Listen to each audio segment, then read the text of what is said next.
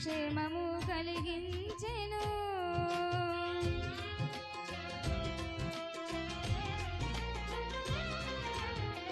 అనుదినము నీ వాత్సల్యమే నీతో అనుబంధమే పెంచెను. నీ దయనాయుష్కాలమై కృపాక్షేమము కలిగించెను. కృతజ్ఞతతో జీవింతును నీ కోసమే సదా నడిపించుము నీ సేవలో. కృతజ్ఞతతో